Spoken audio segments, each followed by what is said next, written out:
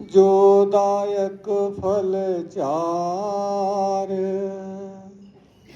बुद्धिहीन इस दास को लीजिए प्रभु उभार। श्री प्रभु राम लाल जी की जय शरण।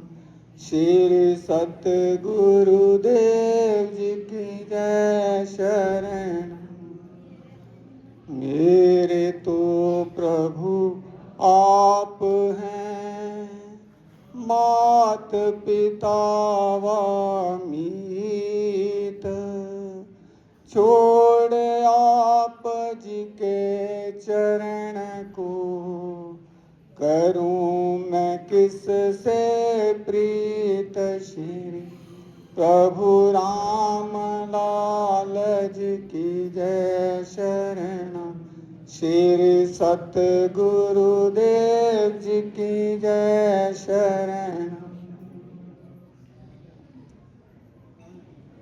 योगेश्वर श्री सतगुरुदेव जी महाराज इस आश्रम के आचार्य आदरणीय ठाकुर जी व विद्वानों में श्रोमण आदरणीय शास्त्री जी, यहाँ उपस्थित सभी विद्वान जन, सभी भक्त बंधु भाई बहनों को के चरणों में मेरा कोटि कोटि नमन। परम सौभाग्य हम सबका कि हम सदगुरु की चरण शरण में बैठे हैं, उनको याद कर रहे हैं, उनकी कृपा प्राप्त कर रहे हैं। धन्यवादी हम इस आश्रम के, जहाँ बैठ के हम सबको ये भक्ति लाभ प्राप्त करने का अवसर बार बार मिलता रहता है।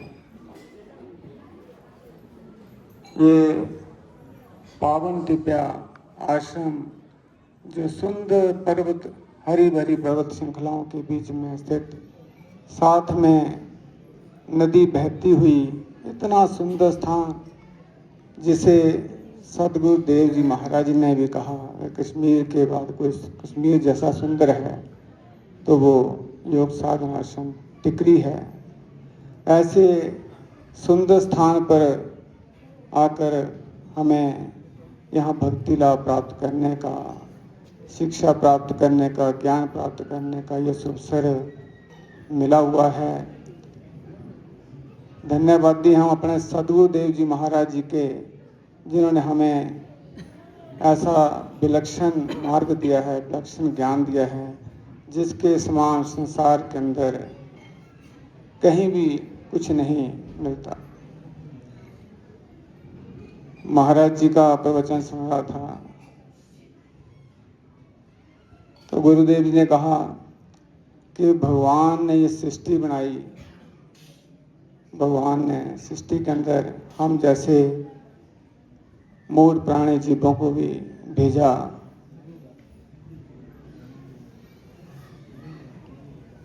और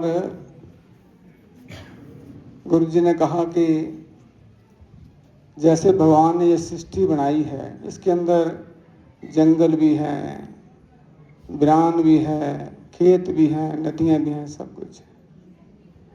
गुरु जी ने कहा अगर हम जंगल की ही बात करें, अगर जंगल में हम देखते हैं कई प्रकार के पेड़ पौधे, कांटों भरे भी हैं, दूसरे भी हैं। अगर उसी जंगल के अंदर उस जंगल को बगीचे में बदलना है तो वो माली ही बदल सकता है, सिर्फ ईश्वर नहीं बदलता। ईश्वर ने सृष्टि बनाई है, ये जंगल बनाए हैं, लेकिन उस जंगल को अगर बगीचे में बदलने वाला है तो माली ही कर सकता है। माली दिन रात अनथक मेहनत करता है उसे जंगल को बगीचा बनाने के लिए, काटता भी है, छांटता भी है, नंदाई भी करता है, पुताई भी करता है, क्या नहीं करता। और जब वो बगीचा तैयार होता है उसके अंदर वो बीज रोपित करता है, सुंदर सुंदर फूल लगते हैं, सुंदर सुंदर फलदार पेड़ लग जाते हैं। गुरु महाराज जी ने कहा इसी तरह भगवान ने भी हमें सृष्टि के अंदर भेजा है, ये सुंदर शरीर दिया है, लेकिन सब नाशवान है। इस शरीर को इसलिए दिया है कि हम हमारे अंदर जो पवित्र आत्मा भगवान ने अंश डाला हुआ है, इस शरीर रूपी रथ के द्वारा हम उस आत्मा को उस लक्ष्य की ओर ले जाएं जिसे हम मोक्ष कहते हैं। लेकिन मैंने कहा जिस प्रकार माली जंगल को बगीचे में बदल देता है, ऐसे ही इस मानव चोला जो मिला हुआ है इसको संभालने के लिए हमें एक मार्गदर्शक की जरूरत होती है, रास्ता बताने वाले की जरूरत होती है, जिसे हम सद्गुरु कहते हैं। और सद्गुरु की शरण में जाकर फिर हमें सद्गुरु के बताए हुए रास्ते पर चलना पड़ता है। गुरु जी ने कहा जैसे माली के पास वो मिट्टी समर्पित हो जाती है, वो सब जंगल समर्पित हो जाता है, ऐसे ही हमें भी अपने सद्गुरु के चरण शरण में समर्पित होना पड़ता है। फिर जब हम उनके समर्पित हो जाएं तो वो हमें किसी भी प्रकार ज्ञान देकर हमारे जीवन को संवारें, हम उस पर चलने का प्रयास करें। जब तक हम उस पर मार्ग पर चलने का प्रयास नहीं करेंगे तो फिर हमारा जीवन, गुरु ने कहा, वो पशु की तरह ही है। खाया पिया, हिंसा, बैर विरोध, राग द्वेष किया और चले गए। इसलिए इस जीवन, ये बड़ा अनमोल मानव जीवन गुरु ने कहा मिला है, इसको हमने सार्थक करना है, निरर्थक नहीं करना है। और ये सार्थक तभी होता है जब हमें एक मार्गदर्शक मिल जाए, रास्ता बताने वाला मिल जाए। और जब मिल जाता है तो फिर हमें अपने आप को उनकी शरण में समर्पित कर देना, अपने अहंकार को, अपने जो भी हमारे अंदर राग द्वेष है उसको छोड़कर अपने सद्गुरु की ही शिक्षा पर चलने का फिर यत्न करना पड़ता है, तभी ये जीवन सफल होता है। अगर संसार में गुरु ने कहा आए, हिंसा की, बैर विरोध किया, राग द्वेष किया, निंदा चर्चा की, तो फिर हमारा जीवन इस 84 के ही चक्कर में पड़ा रहता है और हम इस आवागमन के चक्कर से नहीं छूटते। हमें ठीक अपने आप को सद्गुरु की शरण में समर्पित करना पड़ता है। जैसे गुरु ने कहा कि एक शेर भी लिखा हुआ है एक कवि ने कि मिटा दे अपनी हस्ती को अगर कुछ मर्तबा चाहे, कि दाना खाक में मिलकर गुले गुलजार होता है। ये अल्लामा इकबाल का ये शेर है। हम भी अपने आप को सद्गुरु की शरण में छोड़ दें, उस कुम्हार की तरह। जैसे कुम्हार वो माटी को जैसे मर्जी चाहे रोनता है, उससे बर्तन तैयार करता है, ऐसे ही हमें भी अपने आप को सद्गुरु की शरण में समर्पित करना है। और जब हम अपने सद्गुरु की शरण में समर्पित कर देते हैं तो फिर वो हमारे जीवन के माली होते हैं। लेकिन हमारी वही बात होती है जो आदरणीय शास्त्री ने कहा, नटने वाली बात, कि हम गुरु को तो मानते हैं लेकिन गुरु की आज्ञा के ऊपर नहीं चलते। गुरु को तो सब कहते हैं कि गुरु हमारे भगवान हैं, देवता हैं, सबसे बड़े देव हमारे, लेकिन हमारे अंदर जो अहंकार का बीज है वो हमसे नहीं निकलता, वो मैं हमसे नहीं छूटती। जब तक वो अहंकार रूपी बीज हमारे अंदर से नहीं निकलेगा, तब तक हम चाहे गुरु को भगवान माने, कुछ करें, लेकिन हम उस अपने लक्ष्य की ओर अग्रसर नहीं हो सकते जब तक हम उन चीज़ों से नहीं छूटते। तो इसलिए हमें भी ये विचार करना है। ये सत्संग जगह जगह होते हैं, पाठ होते हैं, इसीलिए होते हैं कि हम गुरु जी की शिक्षाओं का आदान प्रदान करते हैं। हमारे अंदर तो वो ज्ञान नहीं है, लेकिन जो सदगुरु जी के सुने हुए टूटे फूटे शब्द होते हैं, उन शब्दों का हम आदान प्रदान करते हैं। जगह जगह सत्संग रखे जाते हैं, इसलिए रखे जाते हैं ताकि हमारे मन के ऊपर वो संस्कार पड़े। और संस्कार कैसे पड़ते हैं? जैसे एक गुरु महाराज जी एक बार उदाहरण दे रहे थे कि देखो, हमने कहीं खेत में जाना है या किसी तरफ जाना है, रास्ता नहीं होता, लेकिन जब बार बार हम उस जगह पर जाएंगे तो वहाँ पैरों के निशान बन जाते हैं। इसी प्रकार जब हम बार बार सत्संग में जाते हैं, बार बार गुरु जी की शरण में जाते हैं, बार बार हम आश्रम में जाते हैं, तो गुरु जी के वचनों को सुनते हैं, उनकी शिक्षाओं को सुनते हैं, कोई ना कोई शब्द हमारे अंदर वो मन के ऊपर वो संस्कार बन के बैठ जाते हैं। उसी से फिर हमारा वो मार्ग अगला प्रशस्त होता है। इसलिए ये बड़ा हमें यहाँ का डिक्री की तो बात ही क्या करें। यहाँ 365 दिन होते हैं, लेकिन 500 से ऊपर सत्संग होते हैं। हर रोज कहीं ना कहीं हम टिकरी के ग्रुप में देखते हैं प्रोग्राम चले हुए हैं, 2 जगह 3 जगह प्रोग्राम है। तो ये ऐसा सौभाग्य कहाँ मिलता है। ये बड़ा सुंदर पावन दिव्य आश्रम हमें मिला हुआ है। ये भी एक क्या होता था, एक बयान ही था, लेकिन आदरणीय ठाकुर साहब ने बड़ी अनथक प्रयास करके, मेहनत करके, गुरु जी की आज्ञा पर चलते हुए आज इस वीराने को प्रभु जी के आश्रम में बदल दिया है। और ऐसा पावन दिव्य आश्रम कि जहाँ बैठ के ही मन प्रफुल्लित हो जाता है।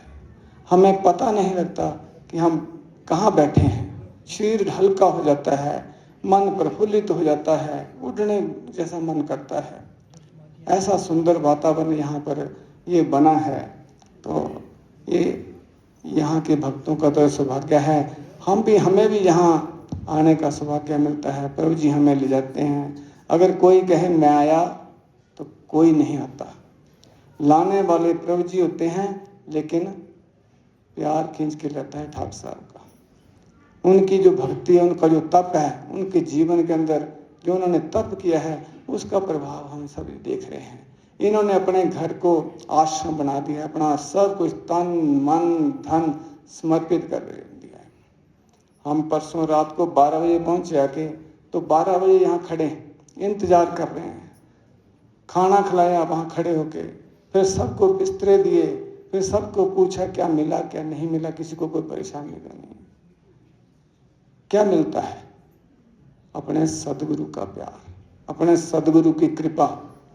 हमारा जीवन भी ऐसा होना चाहिए कि हम सब कुछ अपना तन मन धन अपने प्रभु के, अपने सदगुरु के ऊपर समर्पित कर दें, तभी हमारा जीवन ये सफल हो सकता है। नहीं तो गुरु ने कहा कि पशुओं की तरह आए, खाया पिया, हिंसा बैर विरोध की, चले गए, एक दूसरे को देख रहे हैं, ये ऐसा हो गया वैसा हो गया। नहीं, हमें तो अपने आप को मिटाना है।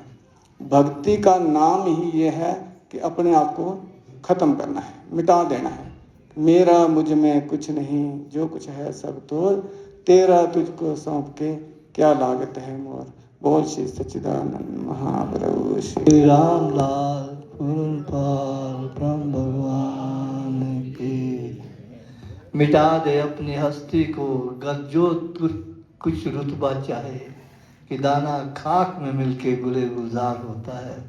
ये बात इन्होंने कही। और हस्ती को मिटाना ही मुश्किल है, लेकिन हमारी मस्ती नहीं जाती तो हस्ती कहाँ से जाएगी।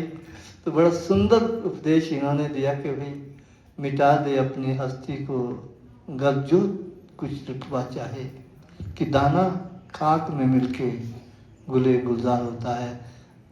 जो दाना है, बीज है, तो मिट्टी में मिलता है ना, फिर कहीं वो पौधा बनता है। जब तक वो मिट्टी में नहीं गलेगा कोई बीज, उसका पौधा नहीं बना। मतलब दाना खाक में मिल जाता है, पर खाकसार होना बड़ा मुश्किल। हम बोलते थे, मैं तो कई बार बातें करते ना कि जी मैं तो खाकसार हूँ आपका। खाकसार क्यों कि मैं खाक में मिला, पर बोलने से थोड़ी नहीं होंगे खाकसार, करने से होंगे ना। आपका व्यवहार अगर ऐसा होगा तो खाकसार बनेंगे, पर बोलने के लिए तो बड़ा जल्दी बोल जाते हैं मैं आपका खाकसार हूँ जी।